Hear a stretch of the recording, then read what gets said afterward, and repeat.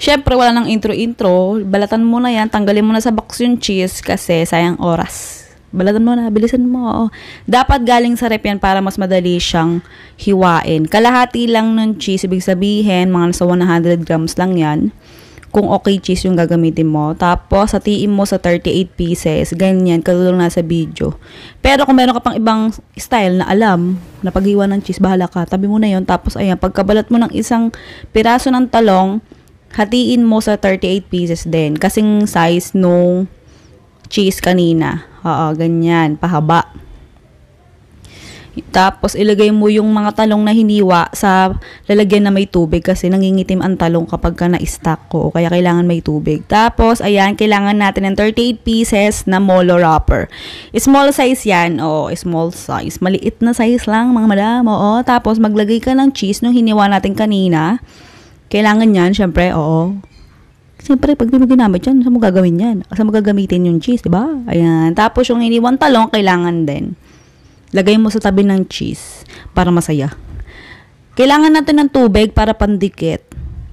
Oo, kailangan talaga yan eh. Oo. Tapos, itabi mo tuloy. Itiklop mo, ganyan. Yan, ganyan itsura niya. Pero di ba tayo tapos? Syempre, ulit mo lang yung steps na yan hanggang sa matapos mo lahat. Oo. Yung pinaka magagawa natin dito, nasa 38 pieces. Ikaw na balang magtansya kung gaano kalaki. Pero sigurado hindi naman pare-parehas ng laki yan. Oo. Ayan. O kaya pwede mo timbangin para mas makuha mo yung sukat ng bawat isa. Kasi pag pantinda, ganun eh. Tinitimbang para mas mahati ng tama. Ayan. Kapag magpiprito ka naman, siguraduhin mo na mainit na yung mantika. Oo. Siyempre, para luto agad. Tsaka, hindi dumikit sa kawali yung ating niluluto. Lalo na kung hindi non-stick. Kaya kailangan mainit yung mantika. Kasi ganyan nakalakas yung apoy, mahina lang.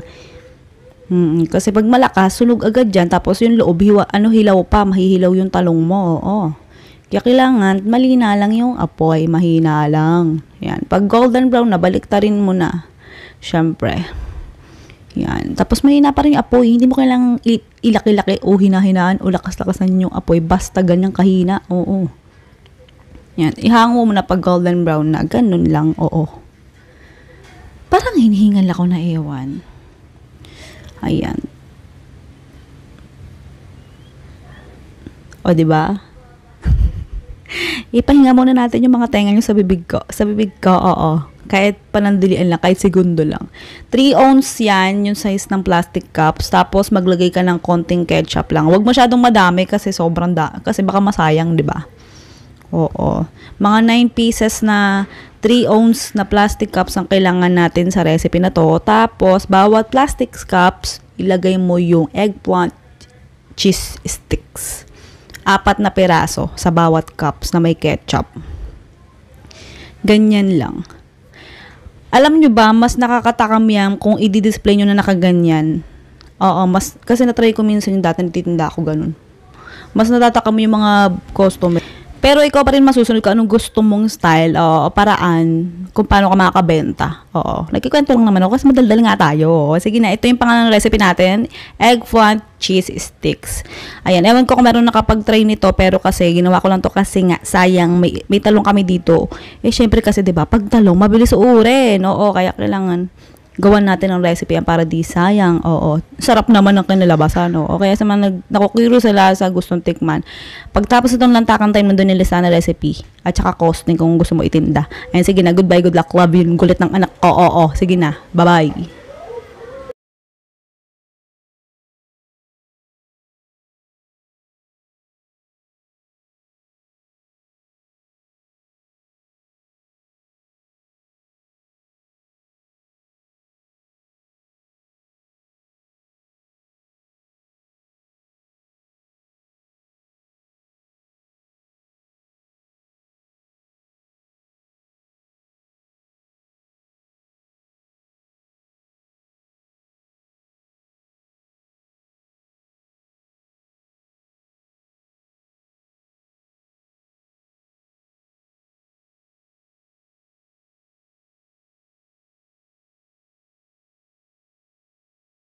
But if I lay down and I play dead and I stay dead, baby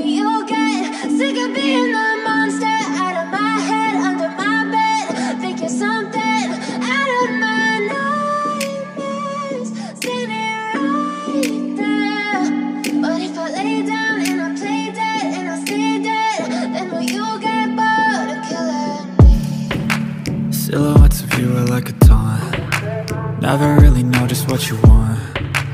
With you I don't ever feel calm. I can feel the sweat inside my palms. Play with me like cats and a string. You don't understand the pain it brings. You don't ever wanna give me wings. You don't ever wanna set me free. You know I'm addicted to you, and it's twisted, you've been gifted with the evil voodoo. Got me coming back for more, even when I've been screwed. Dolls full of pins, pierce my heart straight through.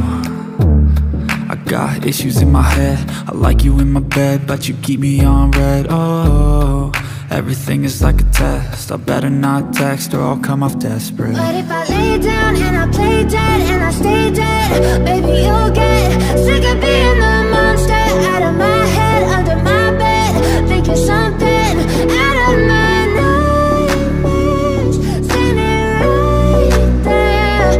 But if I lay down and I play dead and I stay dead, then will you get bored of killing? So if I play dead, will you regret everything that you did, that you said? I don't think you understand what you're doing, and my heart's black and blue from the bruising. I feel like when I'm with you I'm losing. I feel like you think that this amusing, sitting there gaslighting and confusing. Was it me? Is it me? Am I deluded? I'm the one who's always sorry, the conclusion, even though I offer all of the solutions. I wish you loved me like I love you, it's stupid. When I'm alone with you I never feel lucid. I wish I wasn't struck by Cupid. I wish when I first saw you I knew this. When I'm with you I feel so useless, I feel diluted, my heart's been wounded. Silhouettes of you are like a taunt. Never really know just what you want. With you I don't ever feel calm. I can feel the sweat inside my palms. Play with me like cats and a string. You don't understand the pain it brings. You don't ever wanna give me wings. You don't ever wanna set me free. But if I lay down and I play dead and I stay dead, baby you'll get